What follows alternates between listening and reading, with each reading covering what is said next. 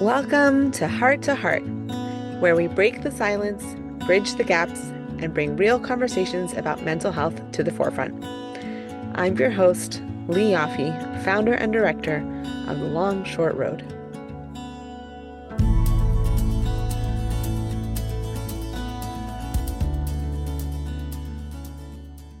My guest today is Dr. Daniel J. Siegel, MD. Hi, Dr. Siegel.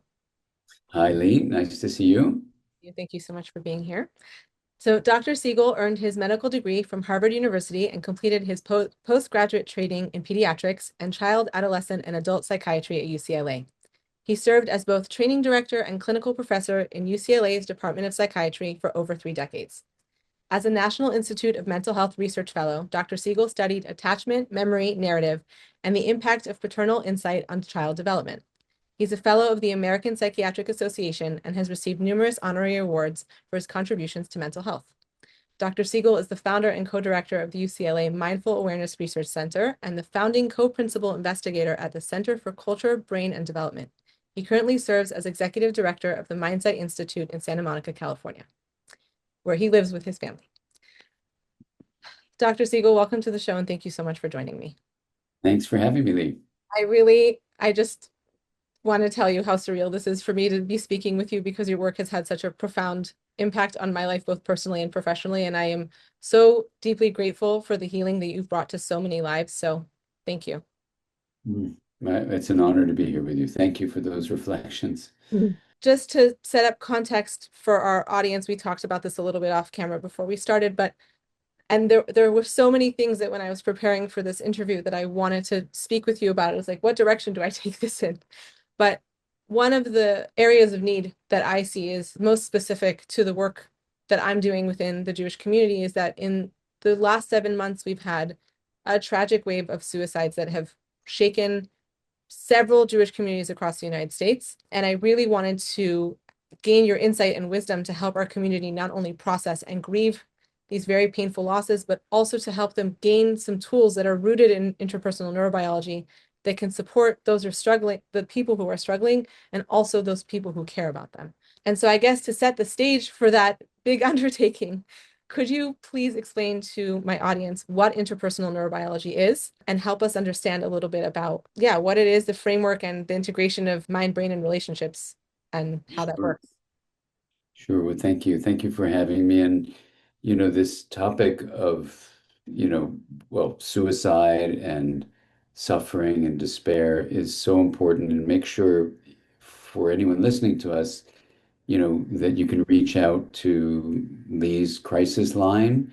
There are other lines that you reach out to for suicide prevention.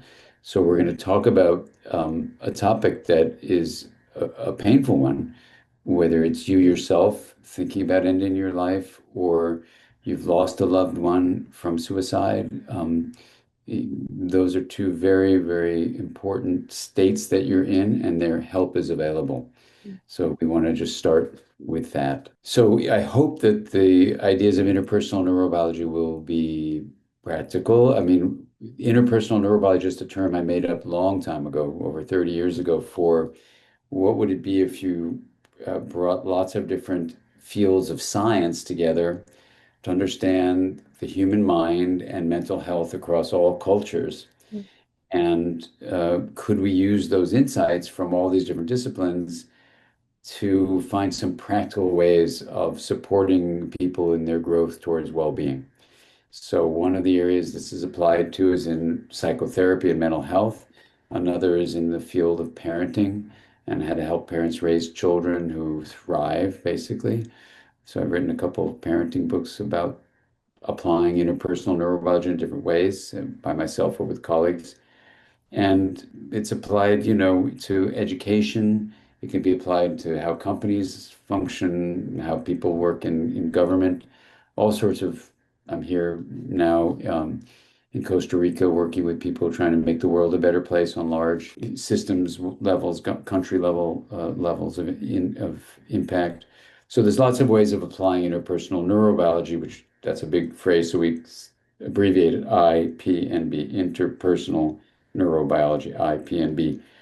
So we have now over 120 books that I've edited. I'm the series editor, the founding editor. And so that's a lot of books. So it's a big library. I'm not saying you should need to read any of them. I've written a couple. I've read many of them.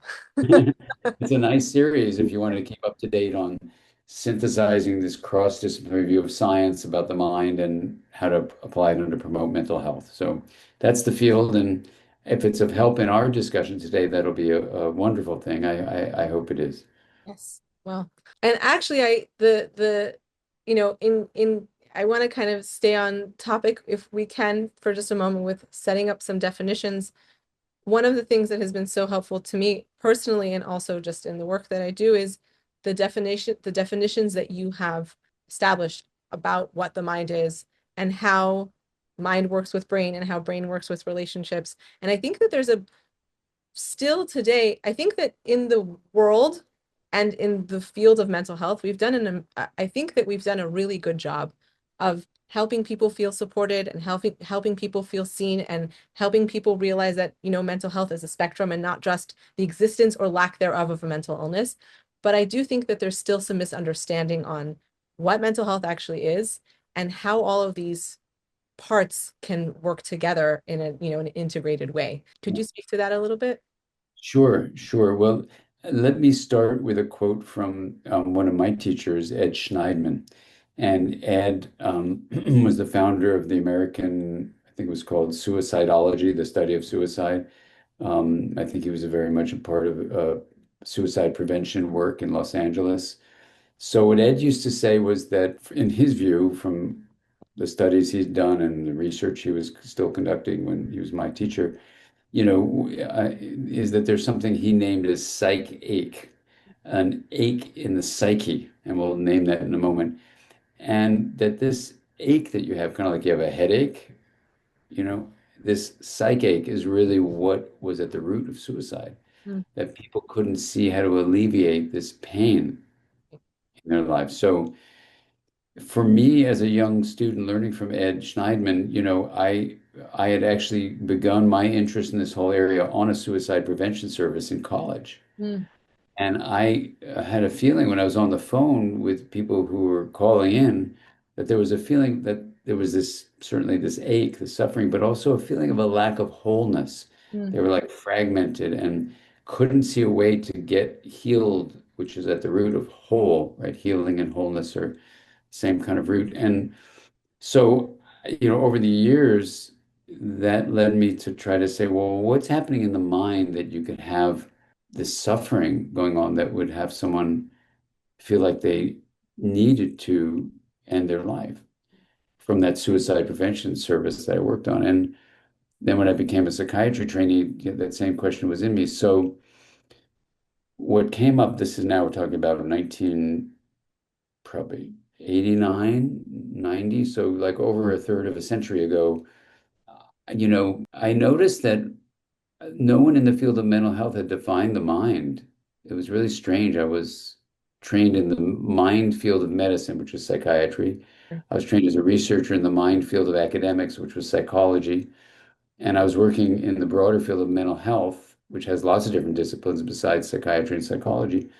And no one was saying what the mind was. So I was a little perplexed. And, it's a long story, but the short version of it is I ultimately had to propose a definition of the mind for a group of 40 scientists that had gotten together.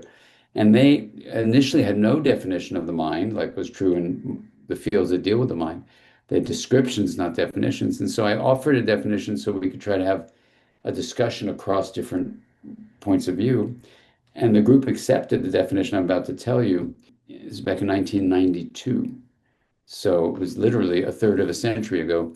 And that definition is up. I thought it'd be fun to get rid of it and try new definitions, have people debate it. But in 33 years, first of all, there is no other definition being offered, and no one has fought against this definition. mm, And it looks at the mind besides the subjective experience that we have, like the feelings you have, the memories, the thoughts, all that stuff that only you, as the subject of the person having a mind, can know. So, subjective experience is what is included in the description of the mind. But what is that made of? Then there's awareness or consciousness that allows you to know you're having a subjective experience. So what's that? That's a description of what's in the mind. And then there's something called information processing, which is basically how energy flow is transformed into symbolic value, and then itself transforms itself. So that's where the processing word comes in. Anyway, energy in a formation that symbolizes something, like if I say blah, blah, blah, blah, blah, blah, this may be pure energy, but if I go hello, that's a greeting when you meet somebody. And that's energy in a formation that's symbolic of a greeting. So you have energy and information that change over time. We call that flow. So that's information processing. Okay, fine. So those are descriptions. That doesn't tell you what the mind is. So the definition I offered was this, that if all those things are based on energy flow, which I believe they are, then when you look at what energy is all about, you can say that the mind is a self-organizing emergent process. And those are two math terms that is both embodied and relational. That is, it's not limited to your head, it's in your whole body and it's in your relationships with other people, with the larger world, with nature. And this embodied and relational process is doing something very specific. It's regulating energy and information flow. So in math, the process that regulates a system called a complex system is called self-organization. So there's a long discussion about that, but for our purposes, let's just say that this is a mathematically proven aspect of something called complex systems. It's a regulatory process that is emerging from the interaction of the elements. Well, for the mind, the elements are energy flow. Where's that taking place? In your whole body and in your relationships. Mm. So when I offered that definition, the mind is a self-organizing, emergent, embodied, and relational process that regulates the flow of energy and information. These 40 scientists said, well, I've never had a definition of the mind. I've never thought of it that way, but that is consistent with my life's work. And we went on to meet for 4.5 years, Wow. starting in 92. So that was an exciting, adventure for me, an intellectual adventure to realize, first of all, I could get people to collaborate that didn't want to talk to each other, but also that from that definition came all sorts of things like what is a healthy mind? Mm. Because then you can say, well, once we have this definition that we're working with, we'll get rid of it if we need to, but right now let's work with it. So we call it a working definition.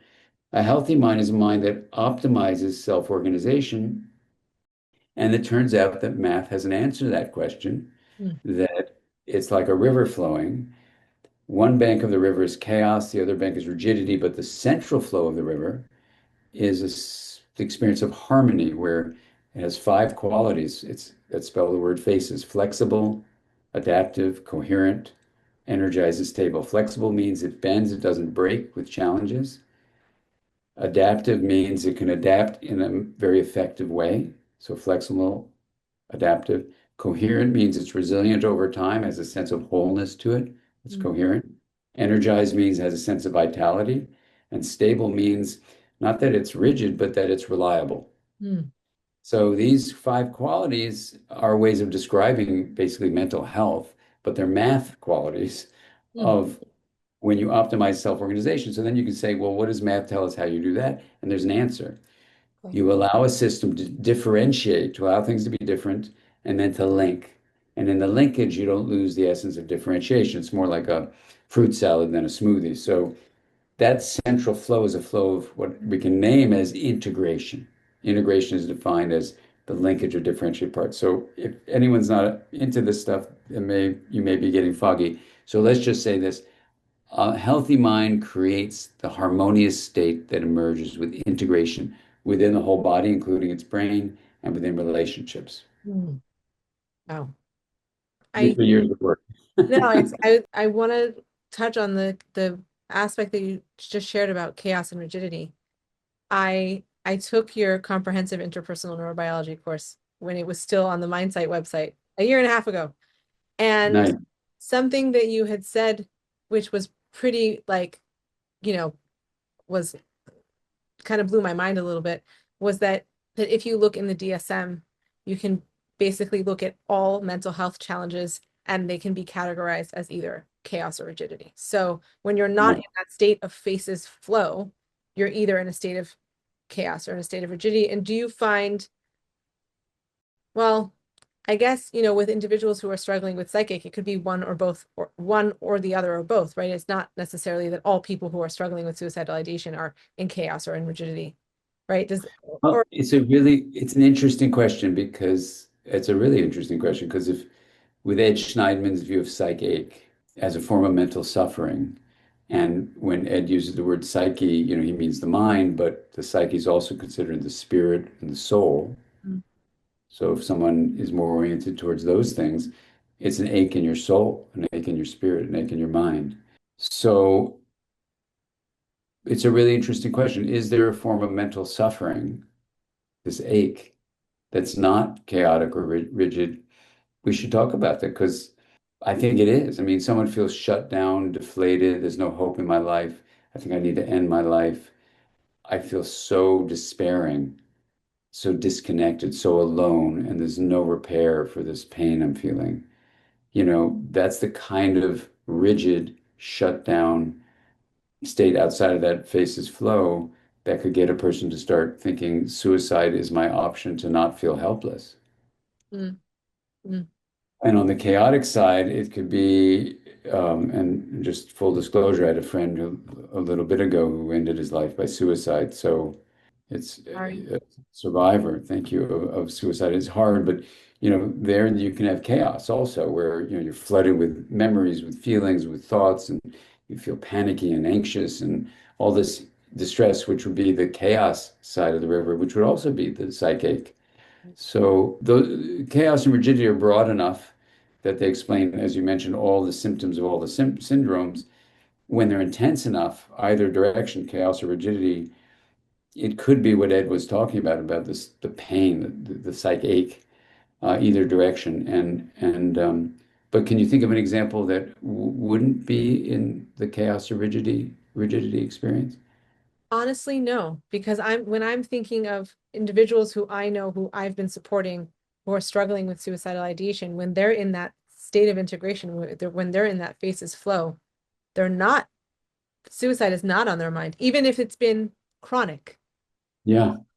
even if it's been, and I've been doing suicide prevention for almost a decade, and there's people who I've been supporting for almost that whole time. Like I've been in it with them almost this whole time and walking alongside them on their journey. And they can go into very intense states of chaos or rigidity where it just feels like that helplessness is, I cannot live with this pain anymore. But when they can kind of come back into that state of integration, they see it's really, the mind is fascinating how we can be Yeah. in that state and then also come back into that place where we are able to find hope and we're able to find meaning and we're able to live with it, not that the challenges disappear, right? I've had people say to me, like, in my ideal life, right, the way that I would stop feeling suicidal is if all of these challenges stopped. And it's like, if only.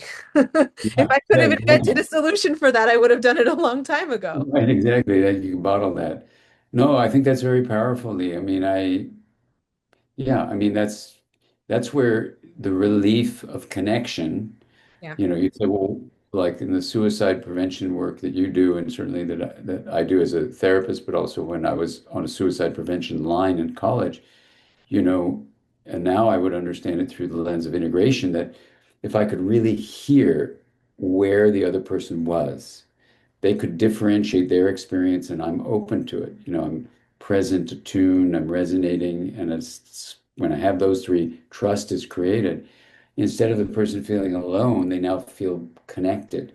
So their sense of self is expanded, even though we're talking about very painful things. Right. So whether you call that joining or, this kind of compassion, this loving feeling, this sense of wholeness, it emerges where I am no longer alone and I'm no longer helpless. And those are the key sources of the psyche, Right. right? So now this is where the relational side of the mind goes to the internal side of the mind, and the person no longer feels isolated.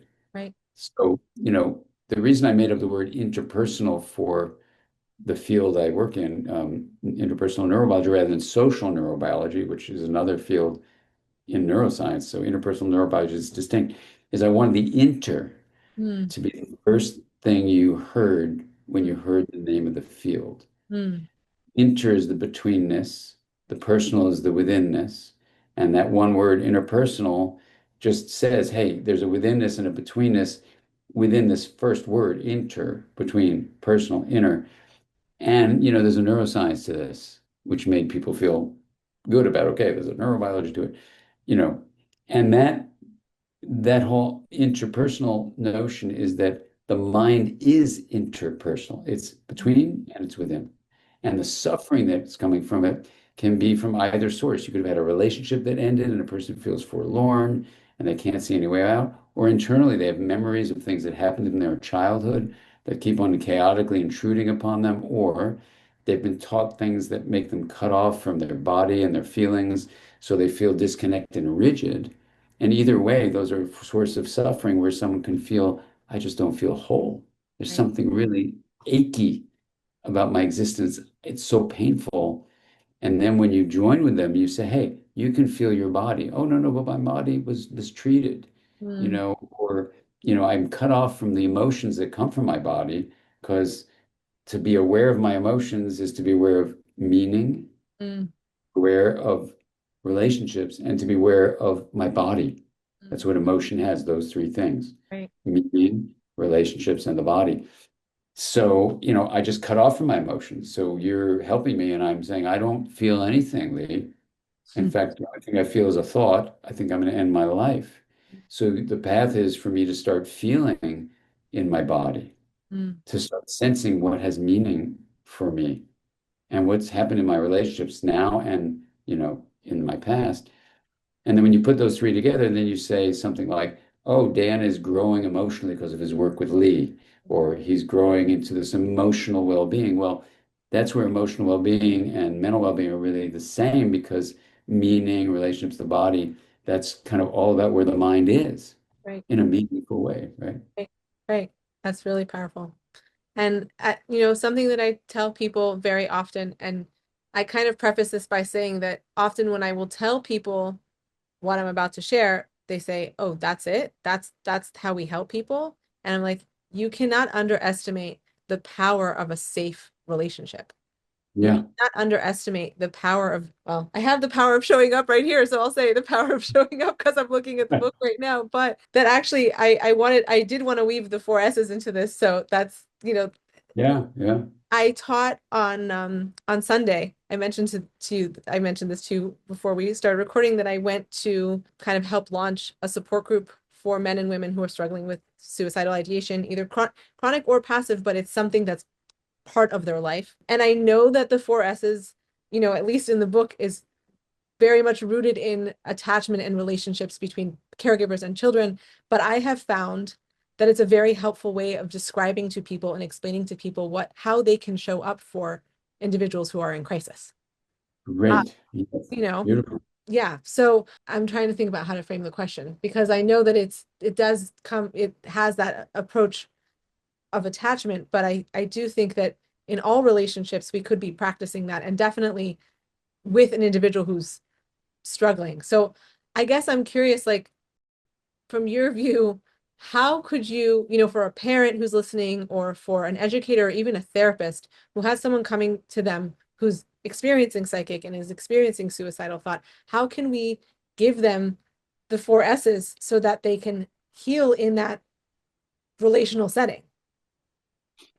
Yeah, well, let's name the four S's, and it's so great what you're saying, Lee, and I really appreciate your really creative way of, seeing applications beyond what the initial source of it was. So the source of this is, there's a field of attachment research, just for everyone to get oriented, in the field of psychology over the last 40 years, and I'm trained as an attachment researcher by some of the founders of that field. So this is back in the late 80s. And so, my orientation toward relationships was built on empirical science across different cultures. And that was always important to me, that this wasn't just one culture we were looking at. It's across all cultures that have been studied.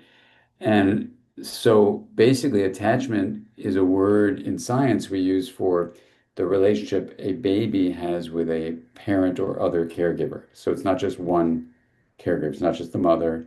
We have something called alloparenting. ALLO means other.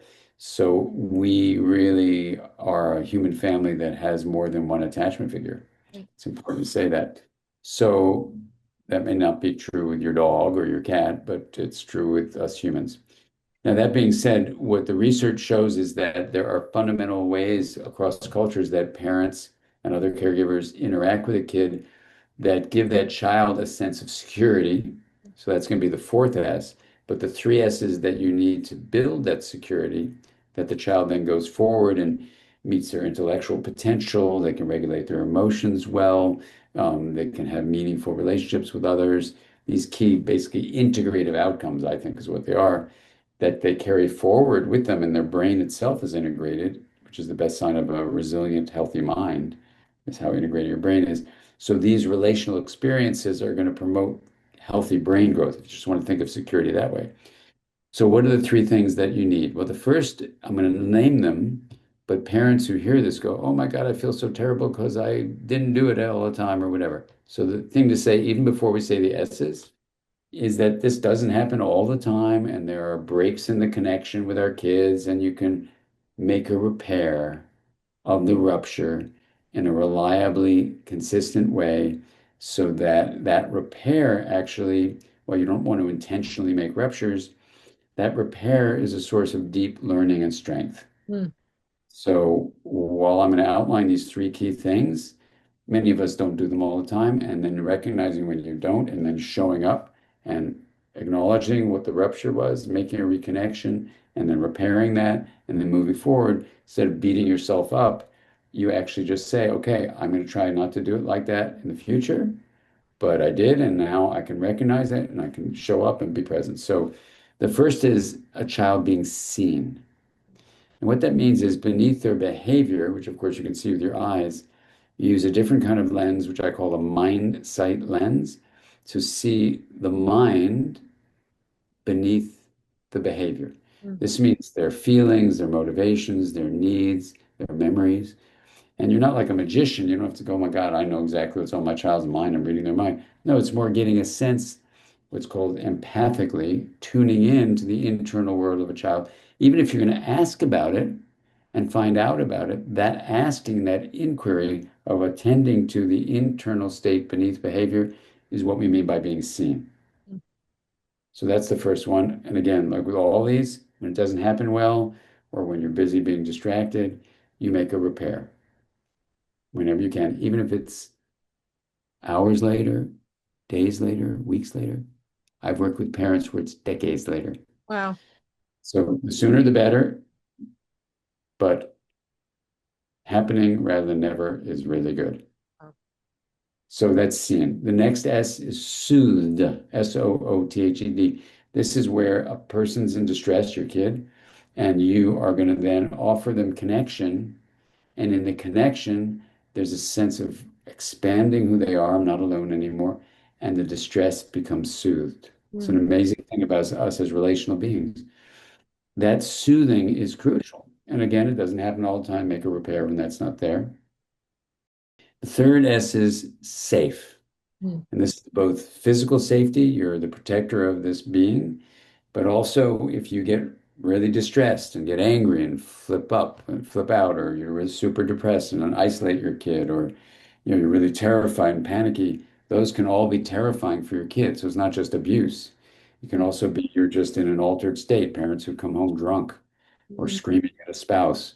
Those can be terrifying for a kid. So for a kid to experience not being safe with you, even if you're not threatening them directly, is a rupture in what we mean by being safe. Mm. So protecting them physically, protecting them in these emotional and mental ways is crucial so they make a repair if that happens. And I know that's hard to say, I really goofed up.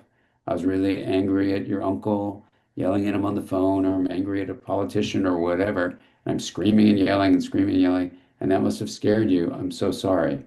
That must have been hard for you. Tell me what that was like when you saw me flipping my lid.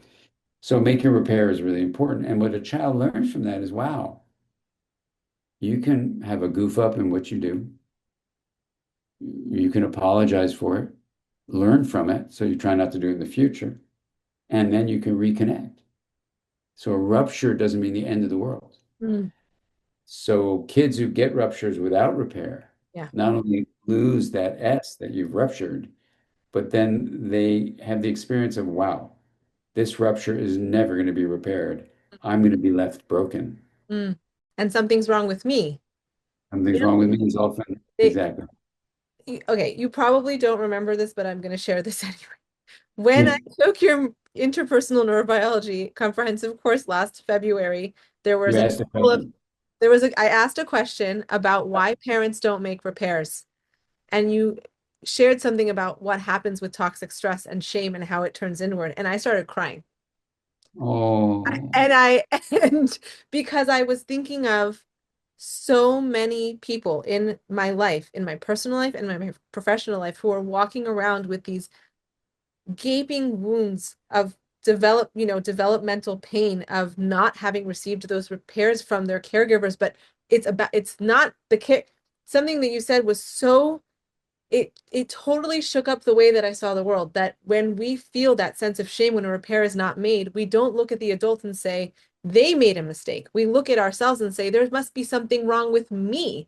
Because if we exactly. look at the caregiver and say there's something wrong with them, then we'll totally freak out because we're relying on them for our survival. Couldn't say it better. Exactly, Lee. You got it. Yeah. And it's important to reemphasize, Lee, what you're saying so everyone can really take a moment and breathe into it. For a child, the worst thing in the world would be to think your parent is not reliable. Mm, So if they're rupturing any of these S's or even being abusive or massively neglectful, those are the extremes, but even more subtle forms of rupture. The reason why developmentally it's a choice that is adaptive is if you're my mom and I'm your kid and you're missing out on something, and I think, oh, my mom is not reliable. mm, That's cool. I'm going to be 21 one day and leave the house. It'll be fine.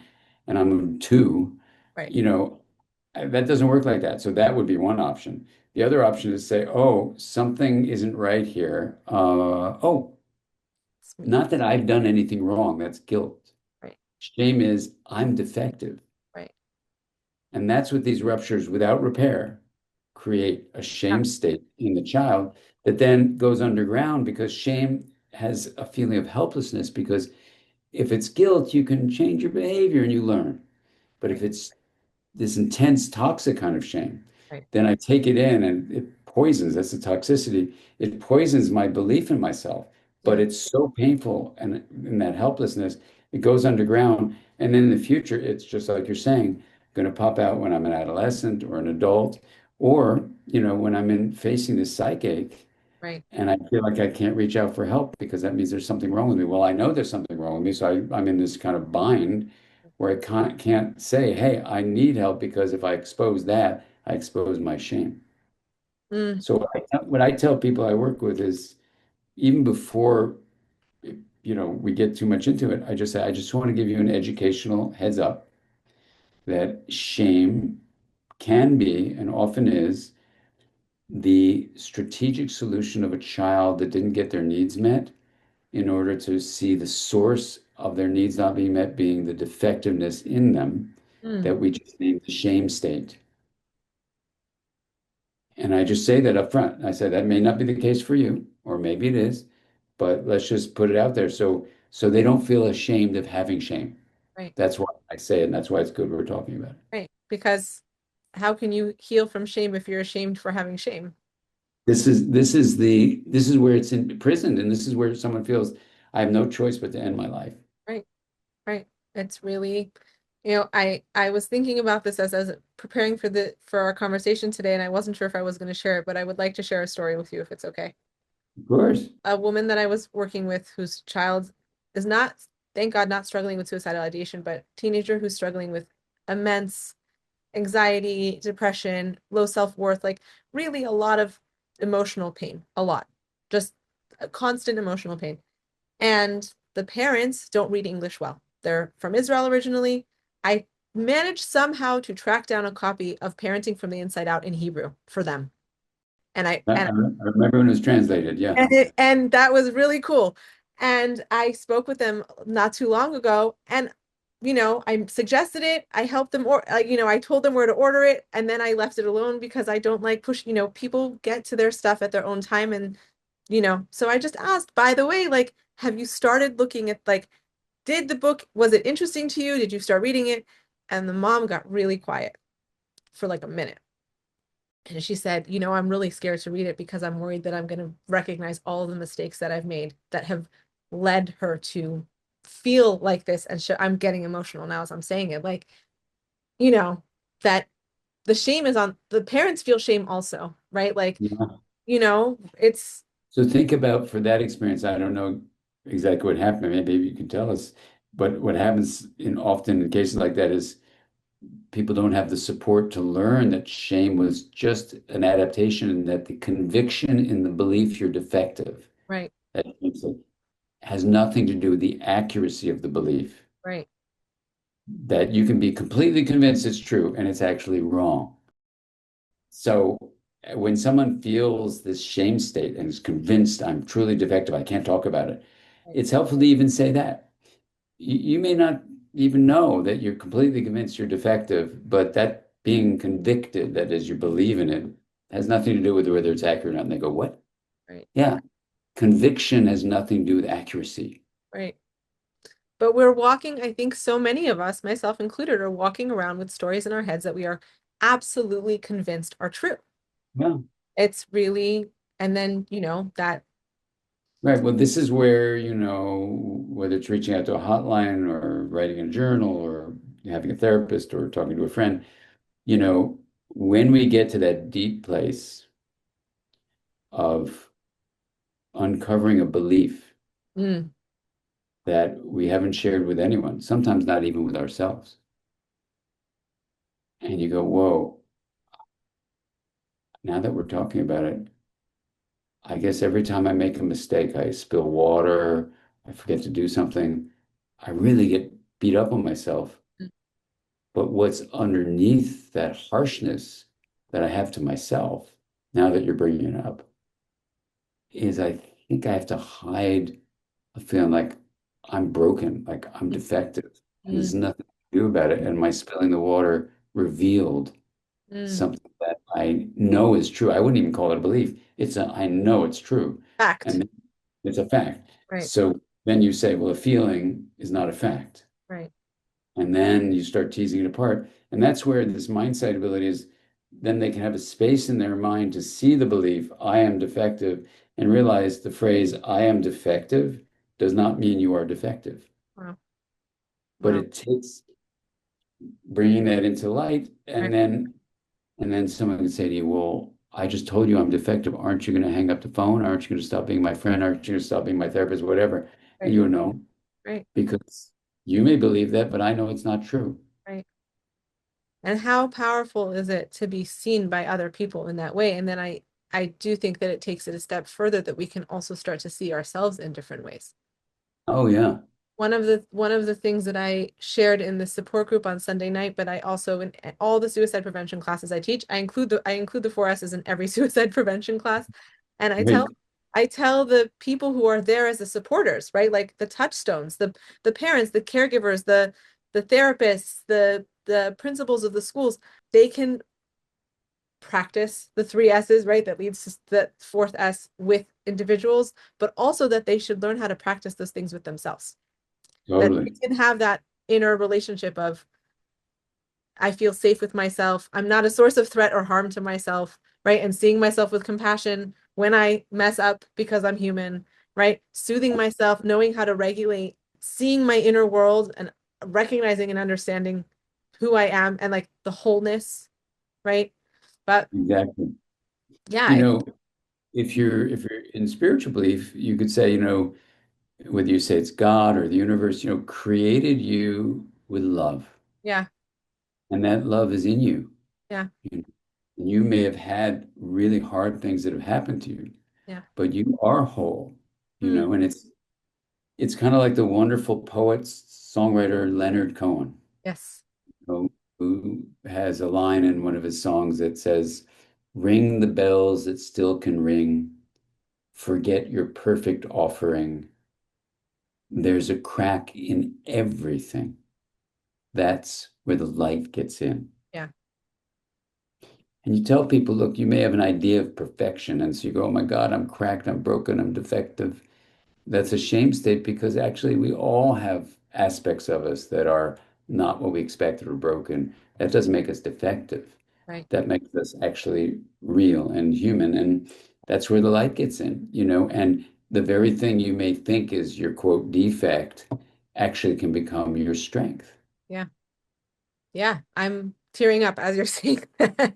It's just, I'm also thinking about, as I mentioned before, there are so many people that I've been supporting for years, and I've watched them go on their journeys, and I'm thinking about them now as you're saying this, and it's making, Yeah, that I want them to know that that's recognizing their wholeness is something that's possible for them, even if absolutely. it doesn't feel that way. I know, and this is where, I mean, in the scientific world, we use the term earning security, but if you put an L in front of that, you can call it learning security. Learning and earning, I don't know which one you feel better with, but they're both good. Learning and earning security. The idea is that the shame belief, I'm defective, that I can't show anyone, gets so hidden and so controls us that it can make us so we don't actually feel any joy in life, Mhm. that we feel we don't deserve it, or we feel like if we have joy, it'll be quickly snatched away because we're really defective. Right, Or if someone's really close to us and cares about us and loves us, we have to push them away because why would we want to be with someone who would love someone like us? right. Or the other side of it is, I better leave them first Mhm. before they find out how defective I am. So then I'm being rejected. Right, And all those, it's like the Groucho Marx line that Woody Allen always quotes, but it's from Groucho Marx. Why would I be the member of a club that would have me as a member? right. Right. And I remember my grandfather he used to play poker with Groucho, and he used to tell me stories about, and it was funny because I was once in an elevator going, I had a lot of skin issues when I was a teenager, and I would go to this dermatology person. I'm in the elevator for my dermatologist, very self-conscious about my skin. And there's this guy staring at me, and I'm staring at him, and everyone's coming in to the elevator. We're going up to the top floor or whatever, and everyone goes, hello, Mr. Marks, hello, Mr. And I'm just staring at him, he's staring at me. And then I leave the elevator and I turn around and look at him and it's Groucho Marx, Mhm. you know? And so I wrote a whole little story about that when I was in college. But the experience of that line, why would I be a member of a club that would have me As a as a member. member? Yeah, you know, we got to bring humor to it. right, When you understand that, listen, things happened to you in your childhood, so you can develop a belief from that that is actually a false belief, but the belief protected you. So right, when you see it as protection, you're not even mad that you got a shame belief. You go, okay, that was how I adapted, right, it's how I survived. I don't need it anymore. right. One of the lines that I quote from The Power of Showing Up, probably on a sometimes hourly basis, depending on who I'm talking to, is that history is not destiny. Yeah. And that like change is possible. It's not easy, right? I think that healing takes work and takes effort, and we need community, like we heal in community. I think I heard you say once in a lecture that we're created in relationships, Yeah. and we can become recreated in relationships. And part of that is also the relationships that we have with ourselves. Totally. And the science beneath that is not only is it true when we study how people change and journeys of discovery, including therapy and journal writing, and when you look at the brain side of it, the brain is this thing called neuroplasticity. It is open to change throughout the lifespan. In a book I wrote called Mindsight, I talk about a guy in his 90s that I call Stuart. I mean, he changed so much in therapy. His wife called me up and he said, did you give Stuart a brain transplant? Wow. And she was laughing because he had finally become the sympathetic, connecting person that Wow. she would always hoped in the 60 years of marriage he would become. And he could change because we were doing stuff that built on this model. Where attention goes, neural firing flows, and neural connection grows. So the growing of neural connections is how you change the structure of your brain to change these things that are a part of your life. Like, do I believe in my shame feeling? You Right. don't have to. That's a change in the brain connections. Your attention is what you do. And when you do this, you're getting neural circuits to fire in different ways. So it's not magic. It's magnificent, Right. but it's not magic, Right. Right. It's yeah, but to add to that, it does sometimes feel magical when you recognize the changes are Yeah. happening. Okay, so we'll go with the magic word. There's I also science beneath the magic. I I went through Parenting from the Inside Out and answered all of the, the like the questions. And Yeah, one of the storylines that came up for me that I was not even aware that I had been carrying from maybe even from when I was born was that I was a bad person. oh, And it was very interesting. What's interesting is that I did the questions from the book, but are you familiar with Natalie Goldberg's book, Writing Down the Bones? I love that book, and she and I taught together once. We Oh, wrote oh, Joan Halleck. It's so much fun. Yeah, I that, love Natalie. Yeah, that book changed. I mean, yeah, between me too. your work and her work, it's like it just unbelievable things are happening. But It's fantastic. I used the first thoughts method when I did the questions because I knew that if I would start to like think about it too much and start to like overanalyze what the question, I just started answering the question and set a Mm. timer, didn't think about it and just started going. And I wrote this sentence, I'm not a bad person. And then I said out loud to myself, oh my God, I'm not a bad person. It was like this sudden realization of, wow, Yeah, I'm that's such a great carrying example, around. Lee. Right. What did that feel like to hear it, and then how did things unfold after that? I cried for a long time from relief. I cried for a long, it was just the most relieving feeling.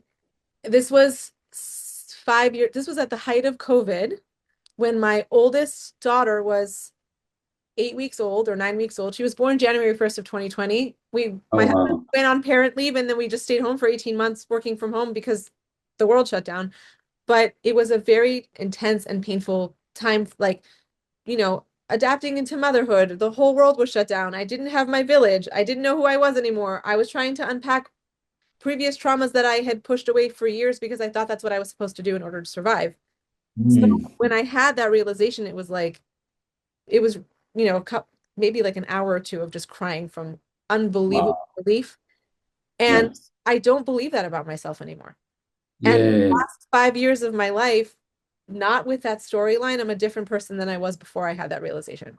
That's such a beautiful example and so powerful to give yourself the space, the idea of writing down the bones, of really just letting that thought come out, and you're not controlling it, you just let it come out and writing it out.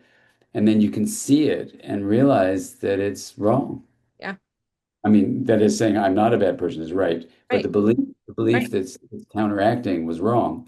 Right. And, these beliefs are often not in awareness. We call them unconscious, but they're not in awareness, but they have an impact on our conscious minds. Oh, yeah. And they all sorts of things in our emotions, our thoughts, our behaviors.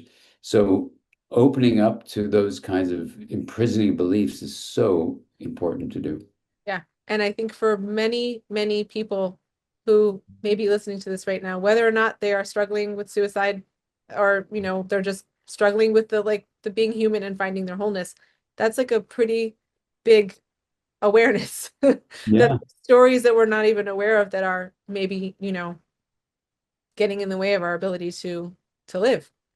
Totally. And your invitation to write in a journal is a really great one, to just write things down that aren't coming just from your logical mind. Your Right. logical mind is important. And these beliefs are beneath your logical mind. Right. So if you're just using your logical mind to filter everything on what you write or think or say or whatever, you're not going to get access to Right. these non-logical beliefs that are powerfully impacting our lives. Right. Think Right. about it. If you have a deep, non-conscious belief that says, I am a bad person, Yeah. anything you do is going to be judged through the lens of that belief. Yep. How much suffering is created from that? Yep. And helplessness, because what are you supposed to do if you're fundamentally a defective, bad person, right? Right. And it just, I don't know. I think you know, to be the adult that I am now, running the organization that I'm running, doing the support that I'm doing for people like this, I didn't think that change was possible. And I'm saying that because I know that there's people who might be listening right now are like, oh, Dr. Siegel and Lee are talking about everyone but me. I'm the exception to this. So I just want to put, just send that message to anyone who's listening that like, no, you're included in this, feeling Right. wholeness and and accessing your true self and unlearning the stories. It's, it's all of us are capable of doing that. Exactly. Exactly. And that's such an inspiring message that you're offering, not just in the words, but by your example you're giving of your own life. It's fantastic. Yeah. So importantly. Yeah. Thanks for holding the space, Dr. Siegel. I appreciate it. Thank you for holding this space, Lee. It's really great to be here with you. Really, really great. If I may, I would like to ask you one more question before I Of course, whatever. Yeah. do you, for people who are currently struggling, right? Like we'll go back to the original, premise of this conversation, which is, kind of unpacking the suicide and suicidal ideation and psychic. For people who are struggling right now, do you have a message of hope for them on how they can begin to move forward towards healing and accessing that inherent, call it God, call it spirit, that godly wholeness that exists inside of Yeah, every person? absolutely. I mean, one thing is even if you have a feeling like there's no hope available, just know from what Lee is saying, from what I'm saying, that hope is available. Mm, Even if you feel like change is not possible, it's always going to be this chaos or this rigidity that's giving me so much mental suffering, this ache I feel in my soul, my psyche. Actually, change is possible. mm, So, just like with shame, where there may be a belief, I am defective, well, your conviction in that actually has nothing to do with whether that's true or not. So, we can learn to believe something because it was at the time the best way we could adapt to our childhood difficulties. And if you go, oh, but I didn't have any difficulties, everything was fine, it can be a subtle thing right, that gives you that message, right. you know. So, this isn't about parent blaming, it's actually about shame liberation, Mm, right? That you are a good person. How do you know that? Well, because you are good. You're born good. And this belief, in terms of feeling this larger whole, when you look at it from a science point of view, when we let go of these constricting, imprisoning false beliefs like I am bad, I'm no good, I'm defective, and release that, then you become open to not only feeling better inside of yourself, the suffering gets soothed, you actually become available to see other people. right. You become available to soothe other people. You become available to keep people safe. And then you become part of this larger whole, which some people would call God, some people call it spirituality, some people would call, doing mitzvahs, some people would call it, doing good in the world. And when you expand your sense of who you are, there's a feeling of awe that starts to arise, a feeling of belonging that starts to arise. So you may be listening to Lee and to me and say, I don't know if I can ever feel that. You can. There are lots and lots and lots of people, Lee and I both know, that never felt that way. And when they do this inner work of freeing themselves up, it starts to become available to them. And then they see they can live a life of meaning and connection they actually only dreamed of Mhm. that was for other people, Yeah. but it's actually for you. I'm going to read into that. Yeah. And reach out for help. This is Yeah. not something you can try writing in a journal. That's fine. If that helps, that's great. But reach out because there are many people available to Yes. connect and then allow yourself to blossom, to earn and learn security is always possible. If Stuart in his 90s could do it, you can too. Mm, mm. I'm going to say cheers to that. Dr. Siegel, thank you so much for your time and for being here with me and sharing all of this. This feels really surreal for me. And I'm so grateful to you and for really like I said to I was talking to my husband, on Shabbat, we have a lot of free time. Summer Shabbat starts at Friday at sundown is 9 o'clock and Saturday at sundown is 9. We just have a lot of free time on our hands. And we were talking this Shabbat, how do I just came back from Florida and then I had this conversation with you today and how am I feeling about all of this? And I said to him, I feel so grateful that I exist in the same timeline of history as Dr. Siegel. Oh my. I feel that way of being the same timeline with you, Lee. There's a lot of work together for us to do, and I always say we, me and we Yes, can do this, and doing it together is how we can. yes, yes. Thank you, Dr. Siegel, so much. Thank you, Lee. Learn more about Dr. Siegel's work by visiting his website, drdansiegel.com and mindsightinstitute.com. Thank you for tuning in to Heart to Heart. If you or someone you love is struggling, please know there is hope and help is within reach. Since 2019, the Long Short Road has been walking alongside at-risk individuals, offering trauma-informed programs, a non-emergency hotline, and a community that fosters healing. No one has to go through this alone, and we are here for you. Discover how the Long Short Road is changing lives. Visit www.thelongshortroad.com or email us at info@thelongshortroad.com to learn more. You can be part of this mission. Sponsorship opportunities for Heart to Heart are available. Honor a loved one, support your community, and help us make mental wellness resources accessible to those who need them most. Until next time, remember, love and connection are the greatest healers. This is Lee Yaffe reminding you, hope is here, healing is possible, and you are never alone. Together, we're walking this long, short road to a brighter future.